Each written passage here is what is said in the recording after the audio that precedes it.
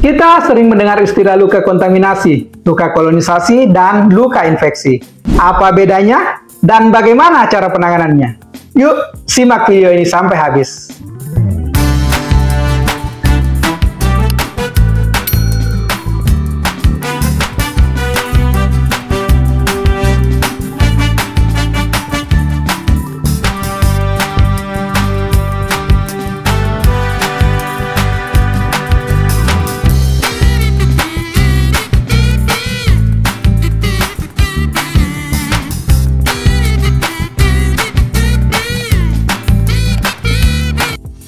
Halo Nurse, Assalamualaikum warahmatullahi wabarakatuh. Semoga teman-teman dalam keadaan sehat dan bahagia. Terima kasih sudah klik dan nonton video ini. Selamat datang di channel ini. Channel yang akan memberikan informasi terkait perawatan luka dan beragam informasi kesehatan lainnya. Pastinya bermanfaat buat teman-teman. Nah, untuk yang baru pertama kali berkunjung ke channel ini, jangan lupa untuk klik tombol subscribe untuk berlangganan gratis channel ini. Dan aktifkan tombol lonceng untuk mendapatkan notifikasi bila ada video baru yang telah kami upload. Pada video kali ini, kita akan membahas tentang luka kontaminasi, luka kolonisasi, dan luka infeksi. Dan cara penanganannya. Bersama saya, Nurse Andi Minhajudin. Selama beberapa saat ke depan, kita akan belajar bersama. Pada video sebelumnya, kita sudah membahas tentang kontaminasi dan kolonisasi pada luka. Pada video kali ini, kita akan bahas infeksi lokal pada luka, penyebaran infeksi, dan infeksi sistemik. Tahap ketiga infeksi adalah infeksi lokal. Infeksi lokal terjadi ketika bakteri menyerang dan merusak jaringan luka, serta menyebabkan peradangan dan tanda juga gejala infeksi. Jadi pada tahap ini sudah ada kemerahan, bengkak, nyeri, panas, nanah, bau, dan penyembuhan yang tertunda. Infeksi lokal dapat didiagnosis dengan pengamatan klinis dan tes laboratorium. Kondisi ini memerlukan pengobatan dengan antibiotik atau antiseptik untuk membunuh bakteri dan mempercepat proses penyembuhan luka. Proses perawatan luka pada fase ini sama dengan perawatan luka pada fase sebelumnya. Bedanya pada penggunaan antimicrobial dressing yang wajib digunakan pada fase ini. Pencucian luka juga disarankan menggunakan cairan antiseptik. Sebelum memasang balutan harus terlebih dahulu dilakukan debridement, yaitu membuang jaringan mati atau jaringan terinfeksi yang terdapat pada luka.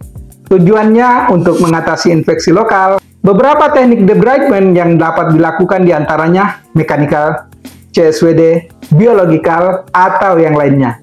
Debridement akan kita bahas pada video berbeda di channel ini. Selain perawatan luka yang tepat, juga harus disertai dengan minum antibiotik oral sesuai resep dokter dan mengikuti instruksinya dengan cermat. Perlu diingat, jangan hentikan minum antibiotik sampai siklus selesai, meskipun luka sudah terlihat lebih baik. Tahap keempat infeksi adalah penyebaran infeksi. Penyebaran infeksi terjadi ketika bakteri yang terdapat pada luka bergerak menuju bagian tubuh lain melalui sirkulasi darah atau limfatik. Hal ini dapat mengakibatkan infeksi sekunder atau komplikasi seperti abses, selulitis, osteomyelitis, artritis septik, atau endokarditis. Tanda dan gejala penyebaran infeksi tergantung pada lokasi dan tingkat keparahan. Tetapi yang paling umum terjadi adalah demam, menggigil, lemas, pembesaran kelenjar getah bening, dan disfungsi organ. Penyebaran infeksi dapat didiagnosis dengan tes pencitraan seperti sinar X atau ultrasound, dan juga tes darah seperti hitung darah lengkap atau protein C reaktif. Penyebaran infeksi memerlukan pengobatan agresif dengan antibiotik, sistemik, atau operasi untuk menghilangkan sumber infeksi dan mencegah kerusakan lebih lanjut.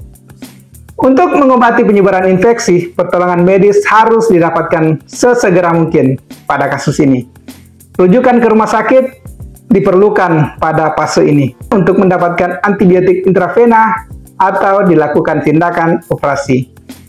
Untuk kasus ini, pemantauan tanda-tanda vital seperti suhu, denyut nadi, tekanan darah, dan saturasi oksigen harus betul-betul diperhatikan. Untuk perawatan lukanya sendiri sama saja dengan perawatan luka yang dilakukan pada fase infeksi lokal. Tahap kelima dan terakhir infeksi adalah infeksi sistemik.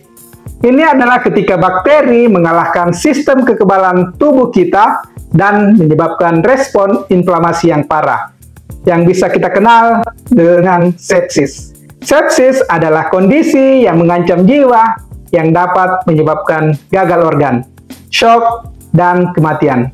Tanda dan gejala infeksi sistemik meliputi suhu tubuh tinggi atau rendah, denyut jantung cepat, pernapasan cepat, tekanan darah rendah, kebingungan, dan gangguan mental. Infeksi sistemik dapat didiagnosis dengan tes darah seperti kultur darah atau kadar laktat, dan tes fungsi organ seperti tes hati atau ginjal. Infeksi sistemik memerlukan pengobatan segera dengan cairan intravena, vasopresor, oksigen, dan antibiotik spektrum luas untuk menstabilkan pasien dan mengembalikan aliran darah dan oksigen ke organ.